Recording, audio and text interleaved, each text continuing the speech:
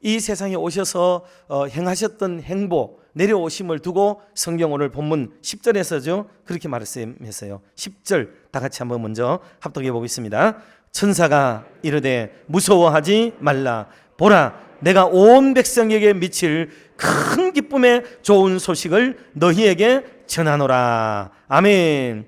이런 데서 막 큰 기쁨은요 가래가 끓도록 말을 해야 돼요. 큰 기쁨의 좋은 소식. 이래야 이게 막 그 정도가 어느 정도인지를 우리가 알 수가 있는 거죠. 그러면 도대체 이 큰 기쁨의 좋은 소식이 무슨 소식이기에 이런 좋은 소식이 되고 큰 소식이 되는가 하는 것을 오늘 순서가 많기 때문에 두 가지만 간략하게 말씀을 드리겠습니다. 첫 번째는 낮은 자를 사랑한다는 소식이에요. 낮은 자를 사랑하는 소식.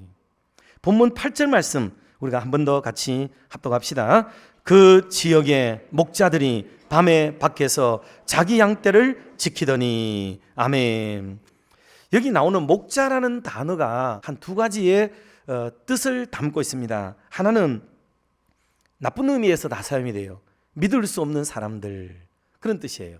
자기가 주인이 아니고 관리와 임시로 뭔가를 도와주는 서브하는 사람의 입장이 있기 때문에 그래서 그런지 몰라도 늘 양을 돌볼 때 비교적 소홀하고, 그리고 때로는 양을 훔쳐내고 자기가 삶아 먹어놓고 도둑 맞았다라고 얘기한다든지 하는 등등으로, 그런 따위로 신실하지 못한 사람들, 좀 거짓말하는 사람들, 믿을 수 없는 사람들, 이렇게 그 당시의 시대 배경으로는 좀 알려진 사람들이에요.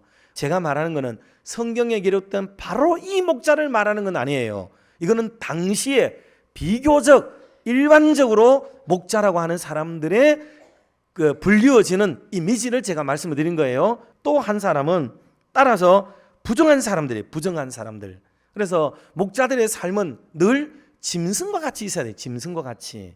그리고 짐승의 냄새, 털 비롯해가지고 짐승들의 삶의 그 형태가 몸에 배이기 때문에 당시 사회적으로 종교적으로 거룩을 추구하던 사람들의 입장에서는 가장 지저분한 사람들, 더러운 사람들, 따라서 부정한 사람들로 묘사가 되어지고 손가락질을 받게 되는 사람들이에요. 그러니 살아가는 삶이 좀 별로 못하고, 또 더불어서 그들의 삶의 이 형편이 좀 부정하다, 이렇게 여기는 사람들이 바로 목자들이에요.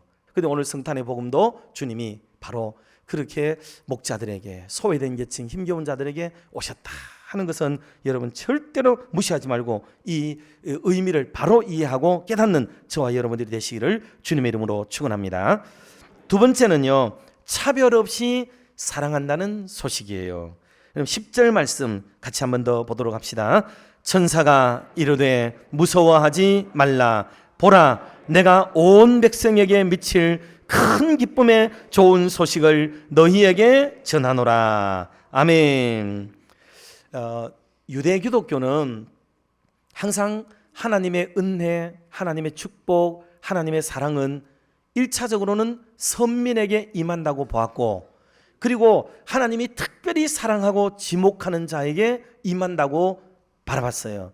틀린 말은 아니죠. 우리도 이것을 많이 강조할 때가 있습니다. 그런데 신약에 내려오면 주님이 늘 강조하는 바가 뭐냐 하면 모든 백성, 온 백성, 그리고 천하 모든 사람들에게, 때문에 오늘 저와 여러분들은 그동안의 목자들을 비롯해서 소외된 계층, 그 사람들에게는 절대로 은혜도 없고 성령도 없을 거라고 믿는 어떤 사람들, 이런 사람들이 자기들이 규정해낸 사람들이 있어요. 그래서 사마리아 같은 성에 그 사람들이 성령을 받았다는 소리를 예루살렘 교회 사람들이 듣고 깜짝 놀라가지고 그 사람들에게 성령이 임할 수가 없다, 그럴 리가 없다, 성령이 어떻게 그런 사람들에게 임해, 아니야, 말도 안 되는 얘기야, 가서 조사해봐 하고 사람을 보낼 만큼 되는 게 예루살렘에 있었던 기독교인들의 모습이었어요. 그들은 유대교의 굉장한 뿌리를 가지고 있는 사람들이었거든요. 그래서 이방인들에게 복음이 증거되고 이방인들에게 구원이 있다, 이런 소리가